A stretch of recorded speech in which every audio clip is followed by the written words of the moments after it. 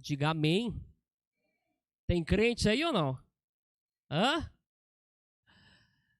Nós estamos dentro de um calendário bíblico. E dentro desse calendário, há um povo, há nações que se comprometeram a obedecer. E nós fazemos parte desse povo. Amém?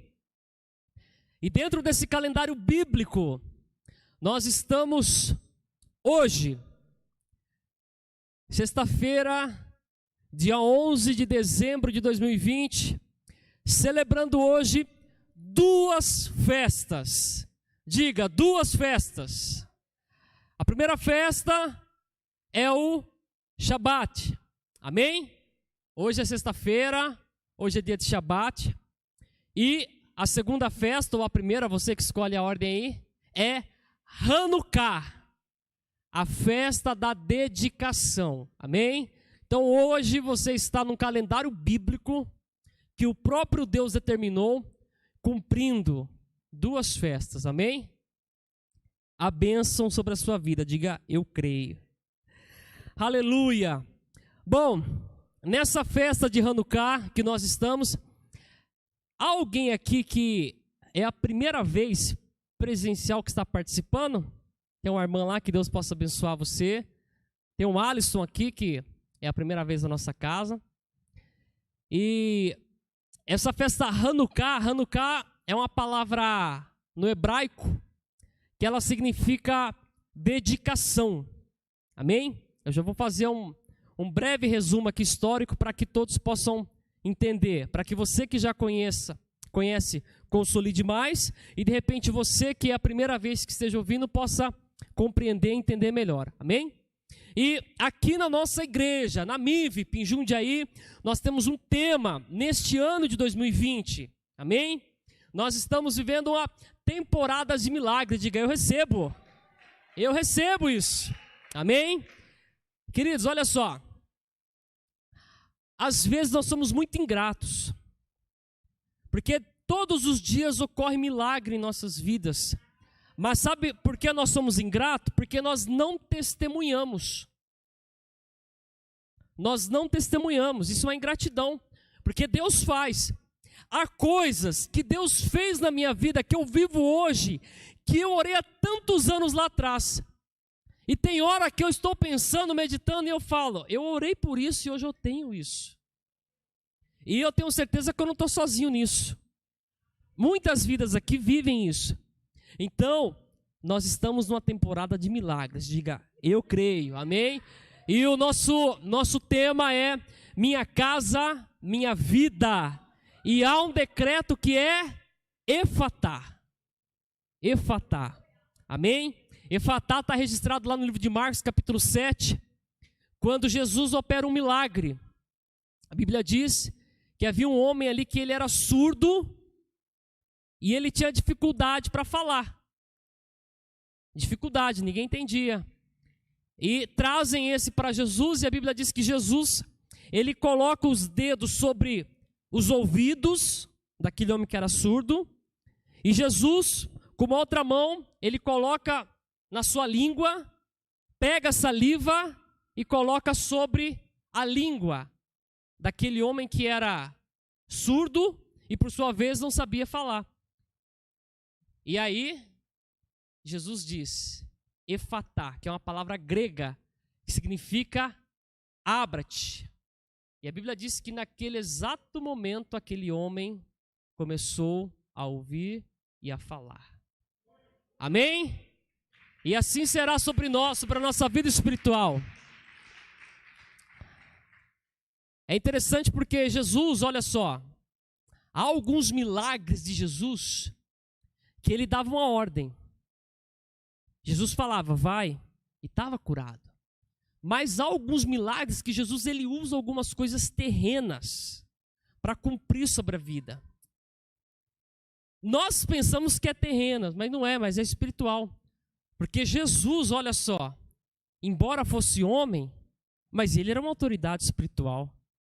Então Jesus tira a própria essência que há nele, colocando os dedos na saliva dele, e coloca na vida daquele homem. E é feito esse milagre. Amém?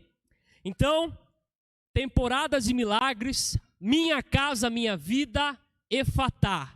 Diga, temporadas de milagres. Diga, minha casa, minha vida. E agora grite, Efatá. Diga, abra-te. Aleluia. E assim será. Amém? Então, este é o nosso tema. Para você que está nos visitando e para você que está nos acompanhando online e talvez não conheça. Antes da palavra, eu vou trazer aqui uma breve introdução, muito rápida, um contexto resumido dessa festa de Hanukkah. O primeiro ponto que eu quero abordar é que nós não somos judeus.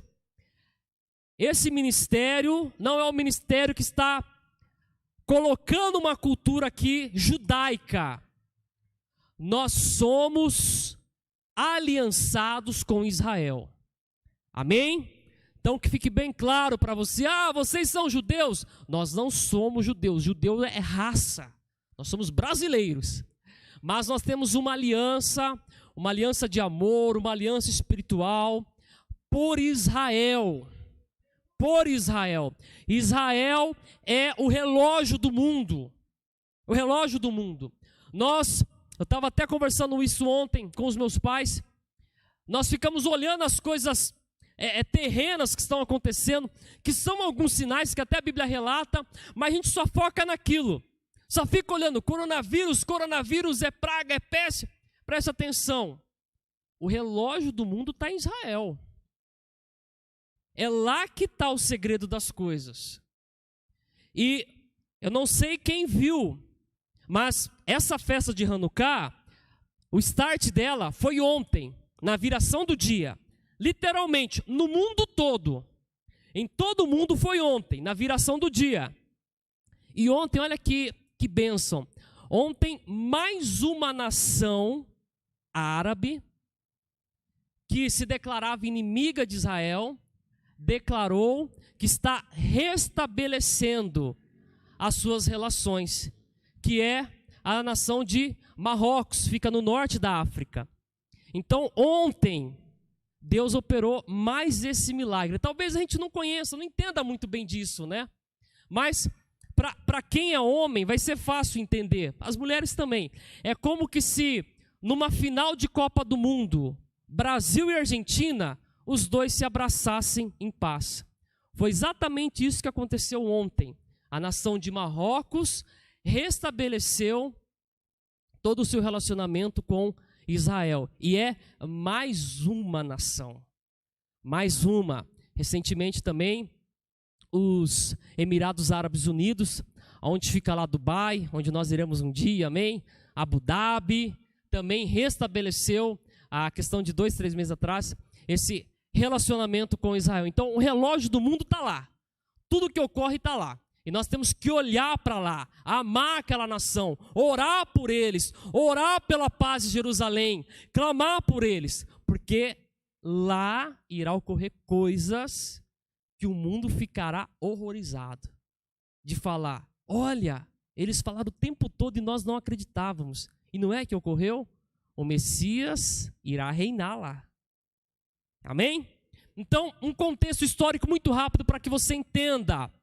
Hanukkah, esse milagre, ele ocorreu mais ou menos em torno de 165 anos antes de Cristo, ok? Antes de Cristo. Então, a nação de Israel, ela foi invadida por inimigos, que no caso eram gregos que se uniram com os sírios, após a morte de Alexandre o Grande, e eles invadiram ali o território de Israel. E o que eles fizeram? Eles tentaram implantar a cultura grega. E para fazer isso, eles começaram a acabar com todos os rituais que a nação de Israel fazia no seu culto a Deus. Então tinha um templo, o templo de Salomão ainda era erguido, e a história vai dizer que eles entraram no templo, profanaram aquele templo ao ponto de fazer coisas horríveis lá dentro. Horríveis, horríveis, horríveis, horríveis. E a Bíblia diz que uma família de judeus, olhando aquilo, não se conformou. E eles montaram ali um exército de pessoas que não tinha nenhuma aptidão, nenhuma estratégia para a guerra, e eles guerrearam contra aqueles inimigos que eram muito mais numerosos que eles, que eram muito mais poderosos que eles, e esse pequeno grupo dessa família que se revoltou com aquilo, Deus operou o primeiro milagre, que foi o quê? Eles venceram aquela guerra. Então assim é sobre a nossa vida. Mesmo quando você se achar pequeno diante de tantas coisas, diante de tantos inimigos que se levantam, olha só, apenas se revolte com a situação. Diga, meu Deus, eu quero uma mudança. Isso não está certo. E o restante Deus irá operar, que é o milagre. Então esse é o primeiro milagre que ocorre. O segundo milagre, que é o mais conhecido, que é o grande sinal. Então aquela família de judeus, os macabeus, né? Eles entraram no templo e começaram a limpar. É como se alguém tivesse entrado aqui e tivesse feito uma grande bagunça. Então eles entraram lá e começaram a colocar em ordem tudo novamente, conforme a palavra de Deus ordena. E a Bíblia vai dizer que lá no templo havia uma menorá que é o castiçal de 7 pontas. E a história diz que eles acharam uma porção de óleo para acender aquela menorá, mas lembre-se que ela tem 7, e aquela porção dava apenas para um dia. Então, eles acenderam aquilo, e o tempo de preparação, dentro do que a palavra ensina, como aquele azeite deveria ser feito, leva-se 8 dias. Eles acenderam aquilo, imaginando que duraria só um dia, e começaram a preparar um novo óleo, um novo azeite. E o segundo milagre foi o quê? Que aquela porção de um dia durou 8 dias, o tempo exato necessário para que o novo óleo viesse. Então assim é sobre nós, quando nós expulsamos aquilo que não pertence a Deus, quando nós nos revoltamos contra aquilo, Deus opera esse milagre de nos dar força, mas após isso, vem um óleo sobre as nossas vidas, e esse óleo é um óleo que irá durar e vai trazer a luz do eterno sobre nós, amém? Então, dentro de um contexto histórico, isso significa Hanukkah. Então, Hanukkah, essa palavra quer dizer dedicação, ou seja, aquela família dedicou novamente o templo ao Senhor. E ali eles puderam voltar a preparar todo o ritual onde Deus tinha determinado para aquela época. Amém? Então, Hanukkah é isso, a festa da dedicação. Amém? E o mundo todo celebra. Ok? Nós estamos literalmente dentro do calendário, alinhado com Israel. Essa festa ela teve início ontem e ela dura 8 dias. 8 dias. E ontem foi até interessante que eu acompanho algumas pessoas. Então, muita gente postou ontem sobre Hanukkah.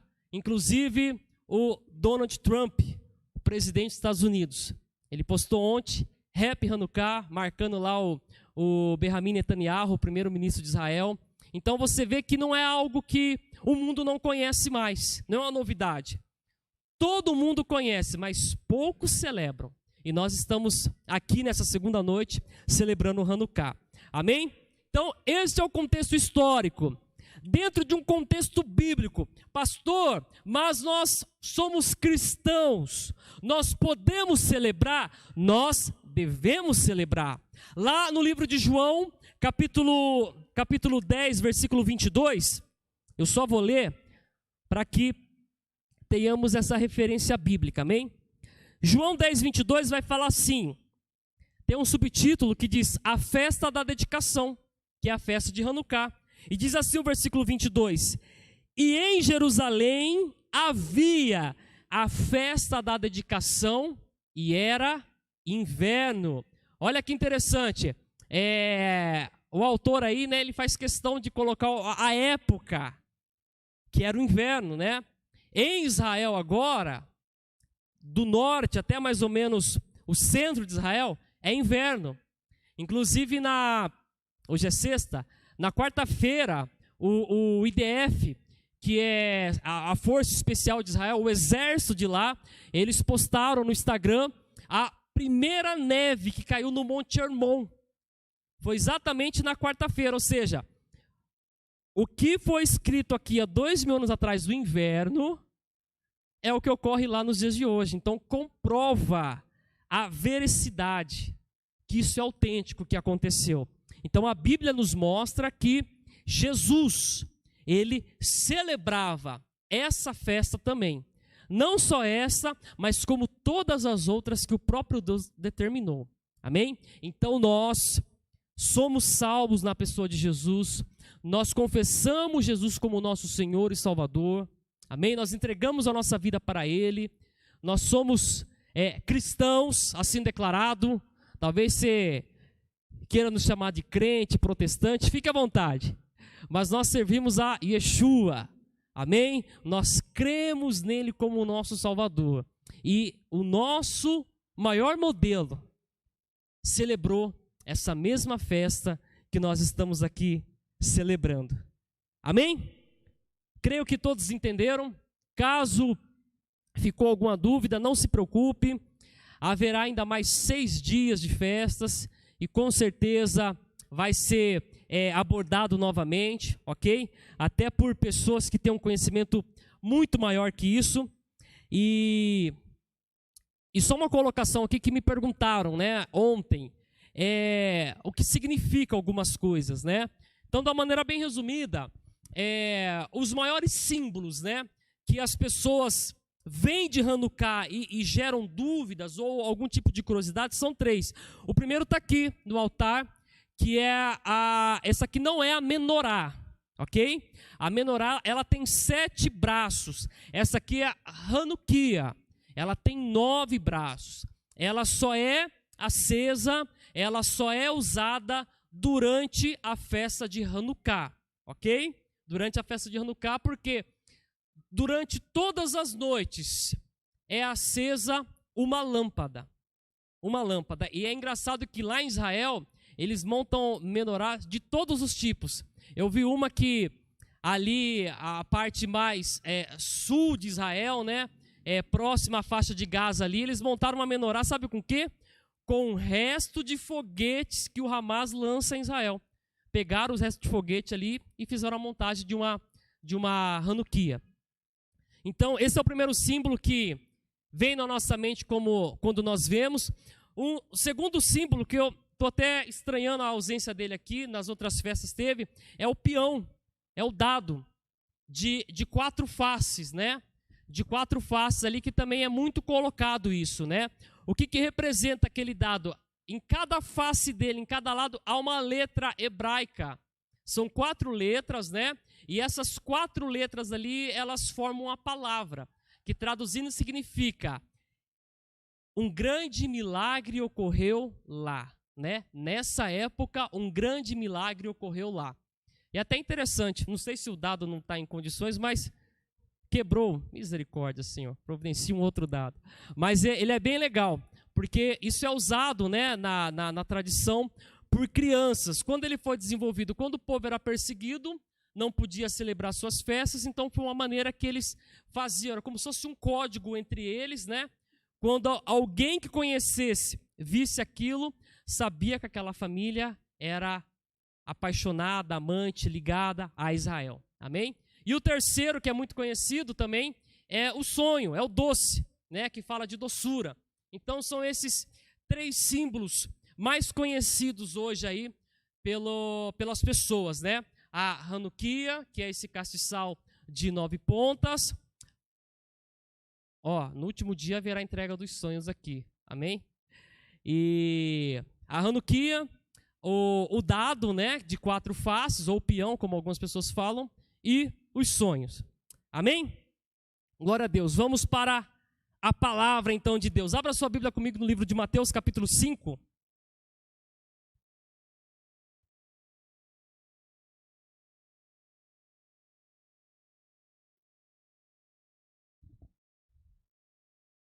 Mateus capítulo 5, nós vamos ler 3 versículos.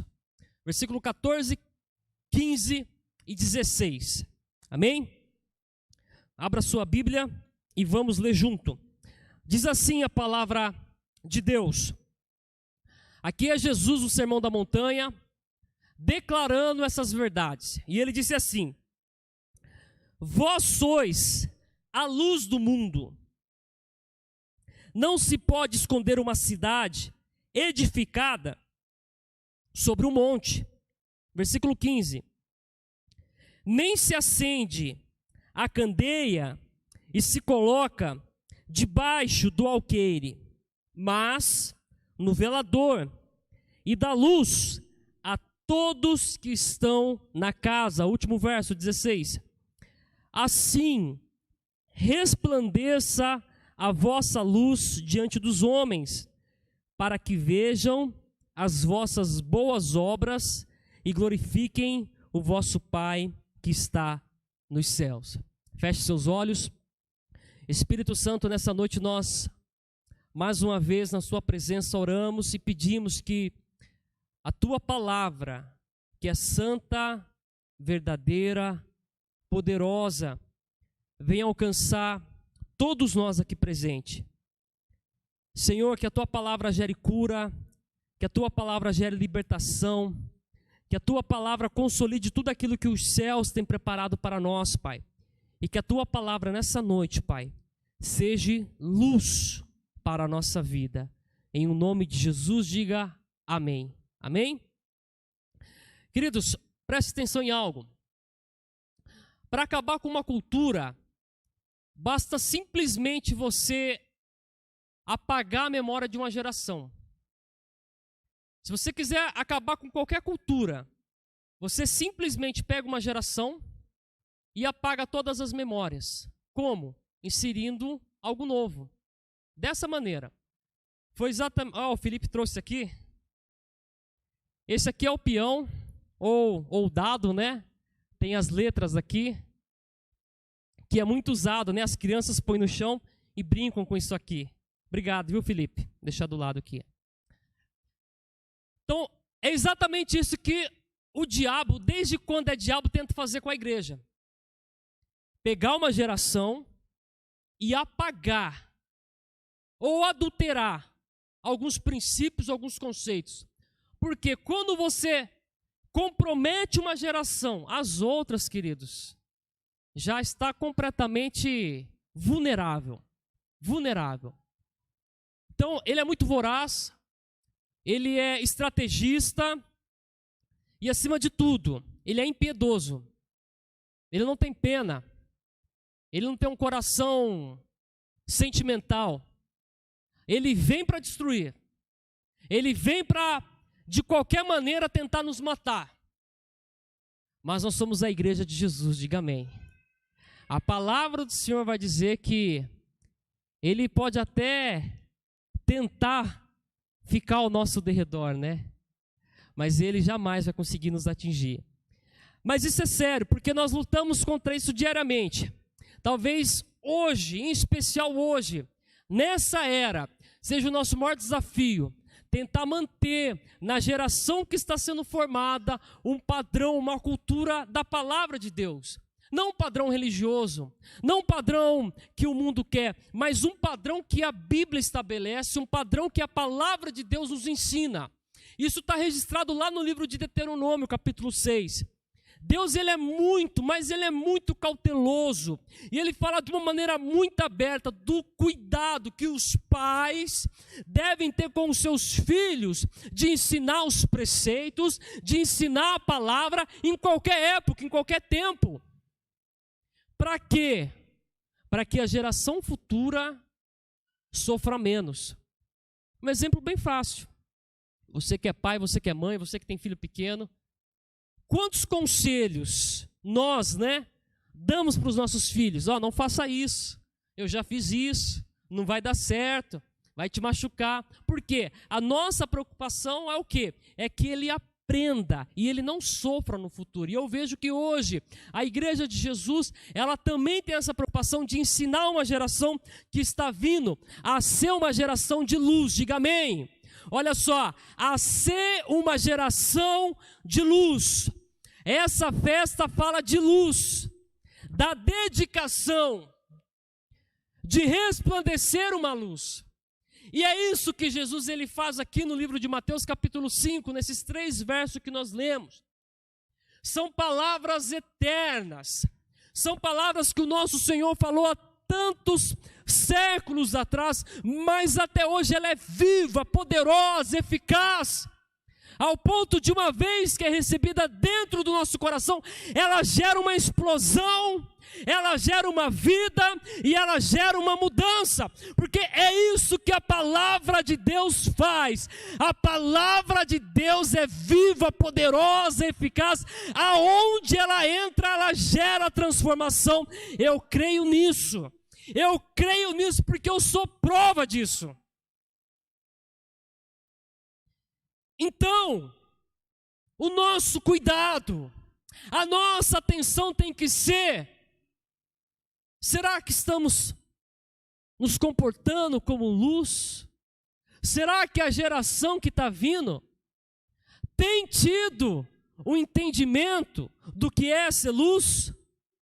Hoje estamos na festa do milagre e toda a escuridão será dissipada do nosso meio. Diga amém, você que crê. Então Jesus aqui no verso 14, preste atenção, ele não traz uma instrução, ele não traz um conselho, ele não traz uma palavra de cuidado. Jesus, ele traz uma verdade absoluta, uma verdade absoluta, uma verdade eterna. O que representa isso? Todos podem falar que é mentira, mas não é. O mundo pode trazer 1000 argumentos falando que é mentira, que não é bem assim, que não existe, mas presta atenção, não importa o que o mundo fala, não importa o que o diabo fala, o que importa é que essa palavra de Jesus, ela é absoluta, ela é verdadeira e ela não muda. E ela não muda. Aleluia. Então Jesus, ele começa dizendo assim, ele afirma algo, ele diz: vós sois a luz do mundo. É uma afirmação. Ele olhando para aquela multidão, ele já olhando para nós hoje aqui, e ele declarando: vocês são luz desse mundo, vocês são luz desse mundo, independente do que ocorra, vocês são luz desse mundo. É isso que Jesus ele grita aqui nessas palavras, que ele afirma nessas palavras. Por mais que nós talvez ainda não tenhamos entendido plenamente ou recebido plenamente, mas ele afirma: vocês são luz do mundo. E quando ele diz luz aqui, presta atenção, luz aqui nesse texto representa manifestar, manifestação, ou seja, tornar-se público. E o mundo, essa palavra mundo que ele está afirmando, literalmente é toda a criação, é o cosmos. Então o que Jesus está dizendo? Olha, vocês estão aqui para manifestar nesse mundo. Essa é a tradução, porque muitas das vezes nós lemos isso e nós imaginamos que nós vamos colocar o dedo numa tomada e acender. Mas é muito mais profundo. Antes fosse isso, Jesus está falando de manifestação, de tornar-se público para toda a criação, para toda a criatura que ele fez. Agora, manifestar o quê? Porque o crente, quando fala de manifestar, a primeira ideia que vem na cabeça não é demônio manifestando, né? Mas algo muito mais poderoso, que Jesus nos ensina aqui, que Jesus está trazendo aqui para nós. Em Provérbios 4:18, a palavra do Senhor vai dizer assim, olha: mas a vereda do justo é como a luz da aurora, que vai brilhando mais até ser dia perfeito. Filipenses 2:14 e 15 diz assim, ó: fazei todas as coisas sem murmuração, nem contendas, para que sejais irrepreensíveis, sinceros, filhos de Deus, inculpáveis no meio de uma geração corrompida e perversa, entre a qual resplandeceis como luz no mundo. Luz do mundo. Então, atente-se que todos os dias as nossas ações, elas manifestam algo no mundo espiritual. Até aquilo que nós fazemos no oculto é manifestado, é escancarado no mundo espiritual. Todas as nossas ações. É o que Jesus está dizendo. Vocês estão se manifestando perante tudo. Estão se manifestando perante tudo. Então Jesus, de uma maneira muito sábia, e humilde, e amorosa, Ele dá para nós 2 exemplos, para que a nossa mente corrompida e frágil possa ser aberta, e entender o que Ele está nos dizendo, do que representa essas palavras dEle. 2 exemplos. O primeiro exemplo, você que está com a Bíblia aberta aí, no próprio versículo 14, na parte B, ele vai dizer assim, ó: não se pode esconder uma cidade edificada sobre um monte. Sobre um monte.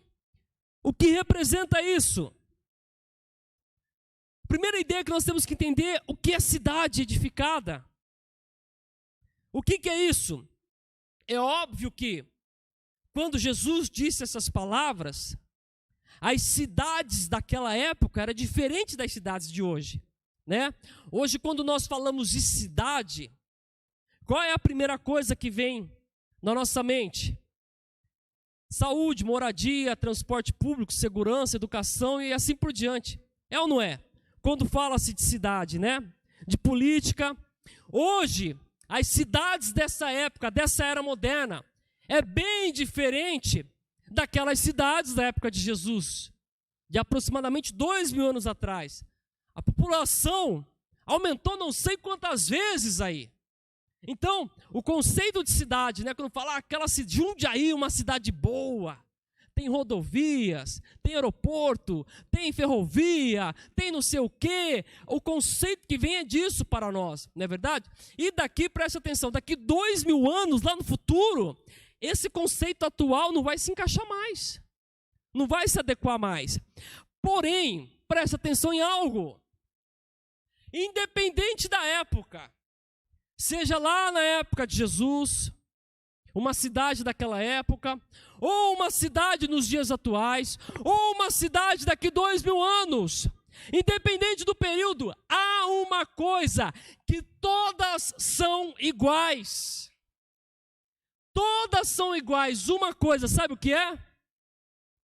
É que toda cidade, quando dá 6 horas da tarde, vira noite. Vira noite. Escurece. E aí, é necessário que haja o quê? Luz. É necessário que haja luz. Alguns historiadores dizem que quando Jesus estava trazendo esse sermão aqui, diz que ele avistava uma cidade distante, e aquela cidade clareava. Hoje, né, no nosso mundo moderno, na nossa era moderna, você pode entrar lá no Google Maps, ou no próprio site da NASA, e você consegue ver lá da estação espacial o planeta à noite.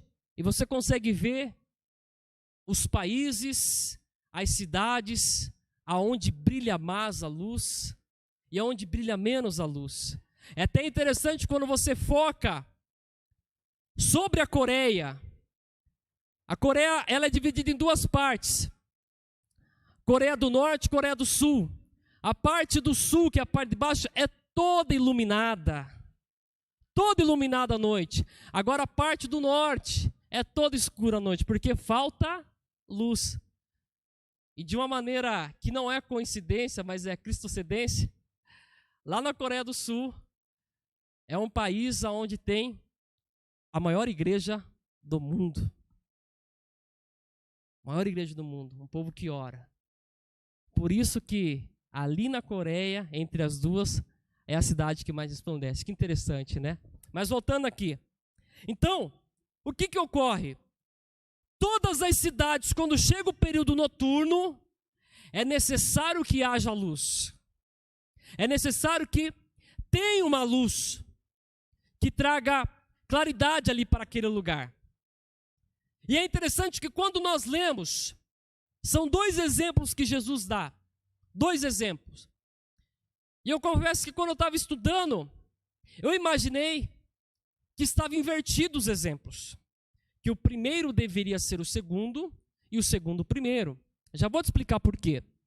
Porque, olha só, a nossa cidade aqui de Jundiaí. Se somente uma casa ficar com as luzes acesas e todas as outras com as luzes apagadas, fará diferença? Fará diferença ou não? Não fará diferença. Para que uma cidade brilhe, para que uma cidade resplandeça, como Jesus está ensinando aqui, é necessário que todas as casas, simultaneamente, estejam com as suas luzes acesas. Então, quando Cristo, Ele dá esse exemplo para nós, Ele mostra primeiro qual é o objetivo, qual é a meta, aonde que nós temos que alcançar. É que sejamos reconhecidos como uma grande cidade edificada, aonde todos podem ver a luz. Esse é o primeiro exemplo que Jesus dá. O segundo exemplo que ele dá, acompanhe comigo aí no versos 15, vai dizer assim, a parte A do versículo. Diz assim, ó: nem se acende a candeia e se coloca debaixo do alqueire. Algo muito importante aqui que nós precisamos entender. Muito importante. No primeiro exemplo que está no verso 14, quando Jesus fala assim, da cidade edificada sobre a montanha, a expressão que ele usa ali, para dar esse exemplo, ele está dizendo assim, ó, é impossível, presta atenção, é impossível esconder uma cidade. Olha só, é impossível esconder uma cidade. É isso que Jesus fala, literalmente. No primeiro exemplo. Já no segundo que nós lemos aqui, ele está falando assim, né? Nem se acende a candeia e se coloca debaixo do alqueire. Nesse segundo exemplo, ele está dizendo assim, ó, não faz sentido, mas é possível. O primeiro exemplo, da cidade edificada, Jesus disse que é impossível esconder. Mas o segundo exemplo, da candeia, ele está dizendo que não faz sentido você acender ela e esconder. Mas isso é possível fazer. Nós vamos entender o porquê disso. A primeira coisa que nós temos que entender é o que é essa candeia. De repente, na sua versão, na sua Bíblia, esteja lamparina, lâmpada, ou alguma coisa do tipo assim, né? Mas isso, aqui, na época de Jesus, era literalmente como se fosse uma lamparina. Era uma lamparina e ela tinha, basicamente, né? Basicamente ali 3 coisas. Primeiro era a estrutura dela, como se fosse uma caneca, algo nesse sentido, né? Que dentro dela ali havia um compartimento, um espaço, ok? Então era o formato dela. Segundo, ela tinha como se fosse um novelo, alguma coisa que funcionava como algo para queimar. E dentro dela, a terceira coisa que era o óleo. Então, quando Jesus traz esse exemplo aqui, ele não vai falar de uma lâmpada que nós temos hoje, ele vai usar o que ele tinha na época que se enquadra perfeitamente até os dias de hoje. Então, a candeia é isso. E ela era usada para quê? Literalmente para trazer luz onde havia trevas. Mas, olha que interessante. Jesus, ele diz bem assim, ó, nós temos que nos atentar em todas as palavras que Jesus diz, porque elas trazem vida para nós. Olha como ele começa no versículo 15. Ele vai falar assim, olha só, ó. Nem se acende, aqui é queimar, é tacar fogo. Olha, nem se acende a candeia. Preste atenção. A candeia, ela pode estar pronta, ela pode estar preparada, mas é necessário que alguém taque fogo.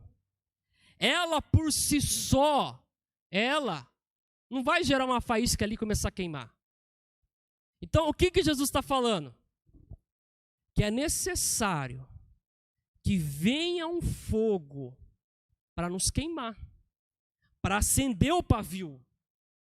É uma faísca que acende o pavio. E essa faísca, esse fogo, é o próprio Espírito Santo que gera em nós. Vocês estão entendendo? Agora, olha que interessante, ele vai falar assim, ó. Então nem se acende a candeia e se coloca debaixo do alqueire. Esse alqueire aqui era como se fosse um cesto, que eles, naquele período, carregavam grãos, sementes e assim por diante. O que ele está nos ensinando aqui? Jesus, o nosso Salvador. Que é possível, preste atenção, não faz nenhum sentido, mas é possível que alguém que tenha óleo, que foi aceso, esteja fora do seu propósito. Vocês entenderam? É totalmente possível alguém queimar fora do seu propósito. É isso que Jesus nos ensina aqui. Porque a função dessa luminária, dessa lamparina, dessa candeia, é ela gerar luz. Mas essa luz, ela não pode ser colocada em qualquer lugar. E quantas vezes nós até estamos queimando, temos a luz, mas fora de um propósito, fora de um princípio que o próprio Deus determinou para nós. Que o próprio Deus determinou para cada um de nós. É uma reflexão que Jesus traz aqui primeiramente. Então ele vai dizer isso. E olha só. Ele está dizendo, não faz nenhum sentido nós temos óleo, temos o fogo, mas não está gerando luz no local correto. Aonde deveria gerar luz, não está gerando luz. Ao contrário, essa luz está sendo o quê? Encoberta. Está sendo retraída. Ela não está sendo exposta. Mas Jesus é a própria luz de Deus, diga amém. Então ele diz assim para nós, olha só. Ele dá esse puxão de orelha primeiro. Ele chama a nossa atenção primeiro. Mas ele vai dizer assim no final do texto, olha aqui, ó. Mas deve ser colocada onde? No velador ou no pedestal. Daí, olha como ele termina essa frase. Vocês lembram qual é o tema da nossa festa aqui?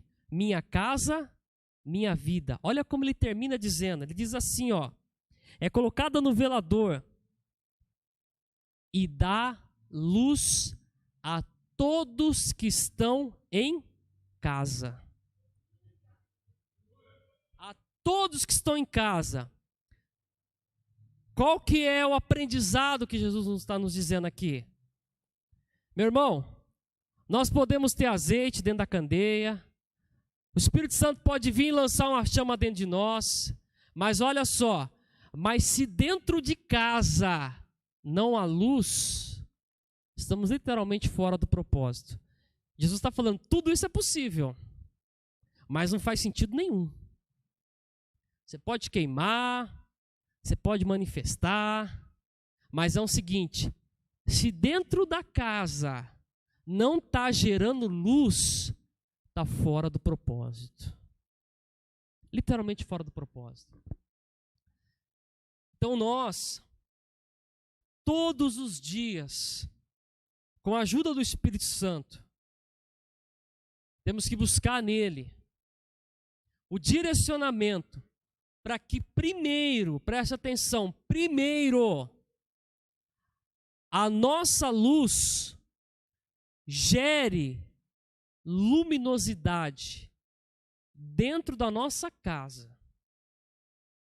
Dentro da nossa casa. Há um rema aqui que é ensinado há muitos anos nessa igreja, que diz assim, ninguém conquista o segundo território se não conquistar o primeiro. A nossa casa,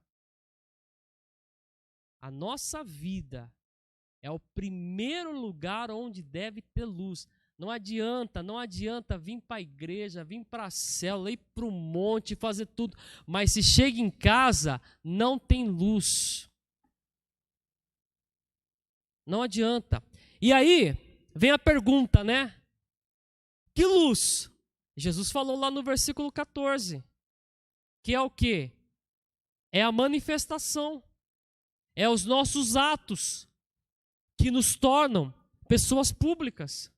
Então, quais são os nossos atos dentro da nossa casa? Qual é o nosso comportamento dentro da nossa casa? É isso que Jesus está ensinando aqui para essa multidão e para nós nessa noite. Dentro da nossa casa, que é a criação de Deus, que é o mundo, será que os nossos familiares, os nossos entes queridos, eles veem nós, eles conseguem enxergar dentro de nós, olha só, ações, atitudes, comportamentos que manifestam Jesus ou não? Porque se não ver, meus irmãos, muito menos aqui eles vão querer ver. Então diga, minha casa, minha vida. Diga, minha casa, minha vida. E que nessa noite o Espírito Santo nos visite com uma unção tal que todos nós, ao chegarmos nos nossos lares, as pessoas irão olhar para nós e falar, verdadeiramente você manifesta aquilo que você fala. Verdadeiramente a manifestação nos seus atos, no seu comportamento, no seu falar, daquilo que você fala. Porque esse é o princípio. E aí eu entendi. Lembra dos dois exemplos? A primeira, a cidade edificada. E lembra que eu falei que não faz sentido só uma casa ficar acesa, porque senão a cidade vai ficar escura? Você imagine e presta atenção. Começando por aqui, ó. Todas as casas representadas aqui por vocês, ó, manifestando a glória de Deus. Sabe o que vai acontecer? Irão olhar e vai falar, não tem como esconder o que Deus tem feito na vida de vocês. Para que torne-se uma cidade, primeiramente é individual dentro da casa. Porque uma casa vai ser acesa, a segunda vai ser acesa, a terceira, a quarta, a quinta, a sexta. Quando se vê uma cidade inteira está resplandecendo a luz de Jesus, diga amém. Aleluia! Eu creio nessa palavra. E aí Jesus, nessa festa da dedicação, que é a festa das luzes, Jesus vai finalizar assim esse discurso. Assim, olha o que ele diz: resplandeça a vossa luz diante dos homens. Olha o que Jesus diz. Jesus não está dizendo a minha luz, ele está dizendo resplandeça a vossa luz, ou seja, o nosso comportamento, a nossa manifestação, a nossa ação diante de quem? Diante dos homens. Para quê? Olha o que o texto diz: para que vejam, para que testemunhem, para que comprovem as vossas boas obras. Porque uma vez que nós temos boas obras, aí o Pai é glorificado. Aí o Pai é glorificado. Através das nossas boas obras, o Pai é glorificado. Diga amém por isso. Diga amém. Então, o que o nosso Senhor, o nosso Salvador, o nosso Messias, Yeshua nos ensina aqui? Primeiramente, ele afirma que nós devemos brilhar. Ele afirma que nós somos luz. Ele afirma que nós temos que manifestar aquilo que ele nos ensinou. Ele nos mostra como que em conjunto, em família, em igreja iremos brilhar como uma cidade edificada. Mas para que isso ocorra, isso começa literalmente com os nossos atos dentro da nossa casa. Você, marido, honre a sua esposa.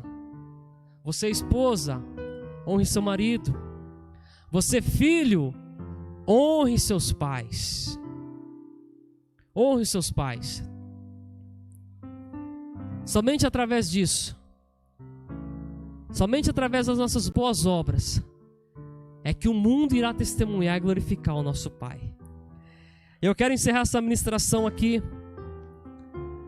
com alguns versículos. O primeiro está no livro de João, capítulo 8, versículo 12, que diz assim: falou, pois, Jesus outra vez, dizendo, olha o que Jesus disse: eu sou a luz do mundo. Quem me segue não andará em trevas, mas terá a luz da vida. Mas olha só, sabe o que acontece aqui em João 8? É um capítulo muito conhecido, é ou não é? Como que começa esse capítulo aqui?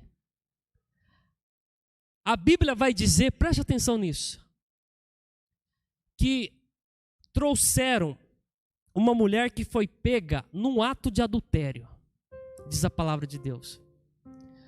A mulher era casada e estava adulterando. E a Bíblia diz que alguns homens, conhecedores da lei, pegaram aquela mulher e levaram até a Jesus para fazer o quê? Para provar Jesus, para saber se ele conhecia ou não da lei. E a Bíblia diz que Jesus ele se abaixa e com o seu dedo começa a escrever na areia. Enquanto isso vai chegando homens e vão segurando pedra em suas mãos, prontos para cumprir uma ordem que está na lei. E aí Jesus, a Bíblia diz que Jesus se levanta, ele ora para aquelas pessoas e diz assim: aquele que não tem pecado, que atire a primeira pedra. Aí a Bíblia diz que ele novamente se abaixa e continua escrevendo. Presta atenção. Aquela mulher estava jogada no chão. O ato de Jesus se abaixar é o que ele fez na cruz por nós. Se colocou na posição de pecador. E a Bíblia diz que um a um vai lançando aquelas pedras no chão e indo embora. Por quê? Porque todos aqueles homens não eram 100% cumpridores da lei. Então eles não podiam fazer justiça com a própria mão. Então Jesus fala assim para aquela mulher: mulher, quem te condena não está mais aqui. E eu também não te condeno. Jesus diz isso.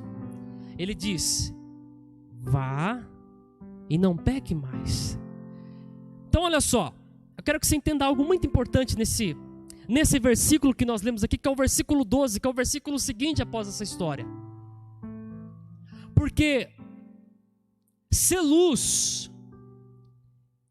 é ter atos que correspondem com a palavra de Deus. Ser luz é as nossas ações testificar com o que a Bíblia manda nós sermos. E quando aqueles fariseus, aqueles homens vão provar Jesus,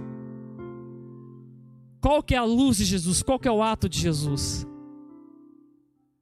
De salvar, de estender a mão, de não condenar aquela mulher. Então Jesus é o maior exemplo que nós temos que ter de como nós devemos nos comportar. Ou seja, os nossos atos, um para com o outro, ser atos de salvação, de amor, que vai o quê? Testificar quem Ele é. Após todo esse acontecido, é que Jesus diz isso. Ele está dizendo o seguinte: olha, eu sou a luz do mundo. O que Ele está falando? O que eu fiz agora, eu tornei público os atos do meu Pai para o mundo. É isso que Jesus nos ensina. E o último versículo que eu quero ler para nós já nos colocarmos em pé e orarmos, está lá no livro de 1 João, capítulo 1, do versículo 5 ao versículo 10. Diz assim a palavra de Deus, preste atenção: e esta é a mensagem que deles ouvimos e vos anunciamos, que Deus é luz, e não há nele treva nenhuma. Versículo 6: se dissermos que temos comunhão com Ele e andarmos em trevas, mentimos e não praticamos a verdade. Versículo 7: mas se andarmos na luz, como Ele na luz está, temos comunhão um com os outros, e o sangue de Jesus Cristo, seu Filho, nos purifica de todo pecado. Versículo 8: se dissermos que não temos pecado, enganamo-nos a nós mesmos, e não há verdade em nós. Se confessarmos os nossos pecados, Ele é fiel e justo para nos perdoar os pecados e nos purificar de toda a injustiça.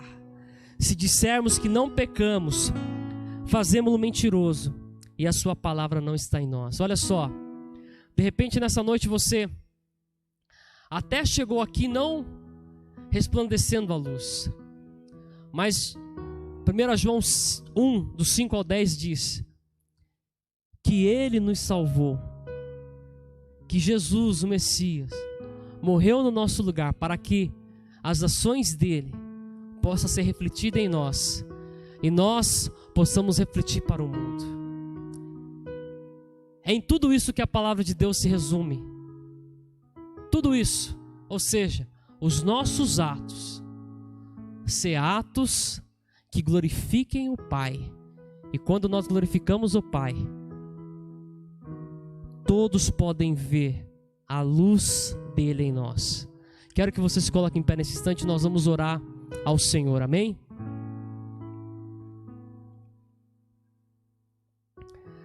Pai, no seu nome nessa noite nós te agradecemos, Pai, pela tua palavra, que é fiel, que é verdadeira, que é viva, que é poderosa.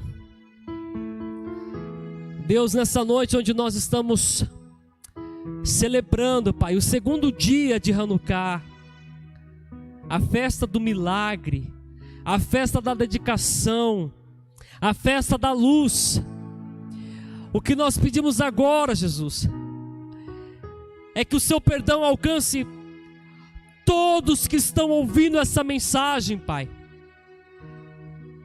Seja aqui presente, seja online, ou que irá ouvir ainda essa ministração.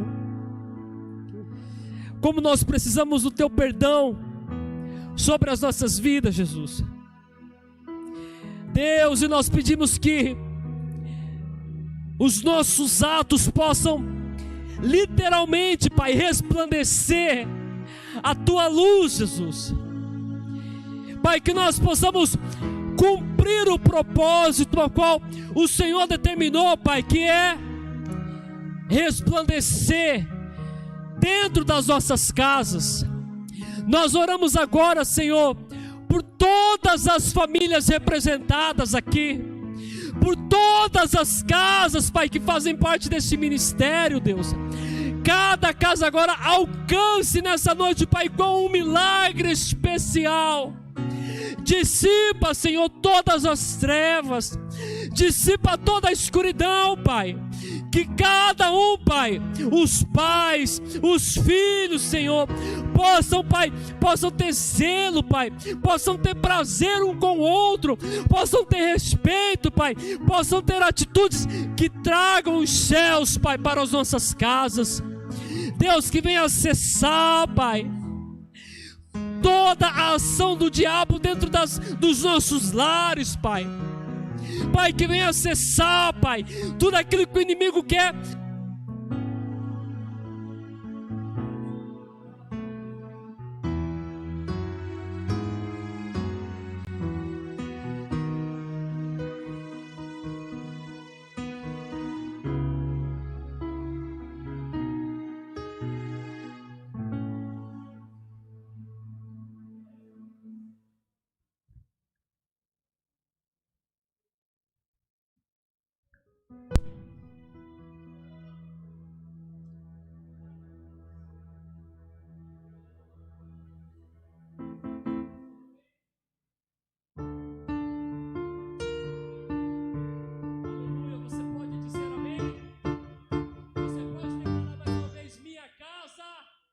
Diga minha casa, diga minha vida, diga Efatá, diga abra.